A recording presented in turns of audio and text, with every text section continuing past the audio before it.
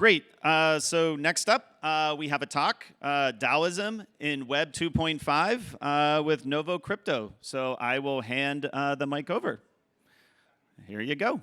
Hi, how are you? Very well, thank you. GM, everybody. It's always GM. How are you doing? All right, so DAOism in Web 2.5.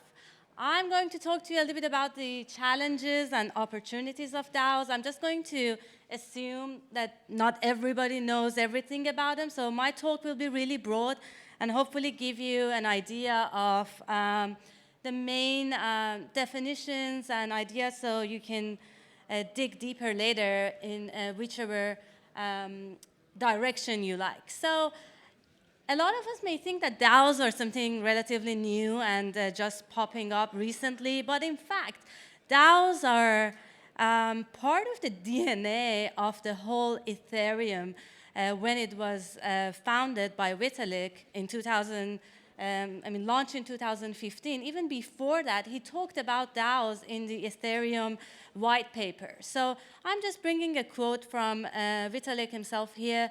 You can go and read more about this in the Ethereum white paper. It has a lot of really useful definitions that you can follow. But yeah, so let's see which way I'm looking. Yeah, so it was really in the beginning, like literally the first paragraph of the Ethereum white paper. You can read about DAOs, and then. If you want to read even more about this and what happened with the first DAO, you go and read about the DAO hack. So there was a DAO that was built just a few months after the launch of Ethereum, and it was hacked, and that led to the hard fork of Ethereum itself. So the Ethereum that we're using today is the result of, it's kind of the consequences of this hack. So that is there. You go and read about it. It's really fascinating, the heist. There is another paper that he wrote in 2014. Again, this is even before Ethereum was launched. And here he talks about the definitions. What are decentralized autonomous organizations? What's the difference between them and decentralized applications or dApps? And more. So I really encourage you to go and read this article as well, this post by Vitalik himself. So this was just to say that DAOs are not a completely new phenomenon. They were in the genesis of Ethereum because Ethereum as a blockchain is what can enable DAOs to be built on top of it. So it's really DAO friendly or organization friendly. But let's dig deeper a little bit more. What does DAO mean? D stands for decentralized, and by decentralized here we mean being on the blockchain, right? So this is the infrastructure that is decentralized. Autonomous because it uses smart contracts and code to govern and to do the activities that you want to do, so automated. And organization basically means a human community, right? So we're coming together and using this structure on top of a code on top of an infrastructure to do what we need to do. I find this definition by Packy McCormick really interesting. He puts it like on an analytical level. We can see what's the relationship between different aspects of DAOs. So I just read it for you. He says, DAOs are a new way to finance projects, govern communities, and share value. If blockchains, NFTs, smart contracts, DeFi protocols, and dApps are tools, DAOs are the groups that use them to create new things. If they are the what, DAOs are the how. DAOs are why Ethereum was created in the first place. I think that's stretching it a little bit. It's not the only reason why Ethereum was created, but it's a foundational idea of it. And follow him. He has really cool articles, and I really enjoy reading his stuff. So what are some of the opportunities that DAOs provide for us? So efficiency, reducing paperwork and errors, automation, reducing overheads and transaction costs. Imagine you have any organization, like any normal company, and just put it on the blockchain and make it more democratic. Supposedly, we get to that as well. And transparency. So everything is on the ledger. You can go and see, track back and see when and how everything happened.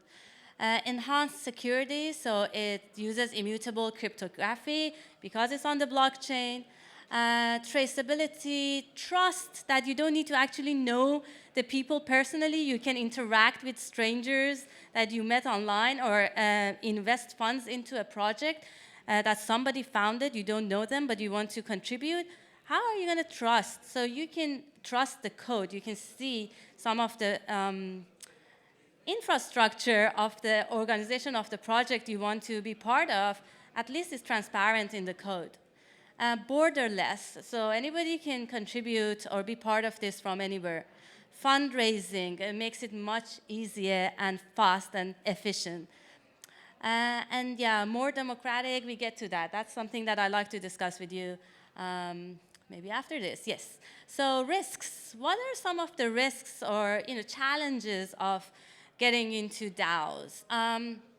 DAOs are basically tokenized communities, but there are different ways of tokenizing. Actually, a DAO, according to Vitalik definition himself, it needs to have internal capital by the way of token. If it doesn't have internal capital or a token, then maybe it's an app or a forum where people just come and talk, or a collective. I'm the founder of Bored Ape Ladies Collective. We work just like a DAO, but we don't have a token. So we are really not a DAO, even though we like to be, but we're at this point one step behind becoming a DAO. We are a collective. So once you put collectives on the blockchain and issue token, then you might already become a DAO. So we are here marrying DeFi with DGov, right? So decentralized finance with decentralized governance. What could possibly go wrong? Let me turn the clock back to 1776, Declaration of Independence, American First Constitution, and the Bill of Rights, right? So it was great. Kind of, it broke away from the colonial powers of England, and people could govern themselves, and the right to vote, and all kinds of nice things that came with it. The freedoms that now Americans, we are, proud to have their genesis in this Declaration of Independence. Ironically or interestingly, there was a DAO formed to acquire this as well as NFT, but they didn't manage to win the bid. But that's another story. So all of this is great, but what was wrong with it? Like, what was the thing that wasn't so great? Does anybody know? Like, can you guess what was one of the problems with this Declaration of Independence? Let me. Voting rights? Yeah. What about it? Well, how? Well, it just only included some people and not others, and women. Exactly. So all good, but voting rights.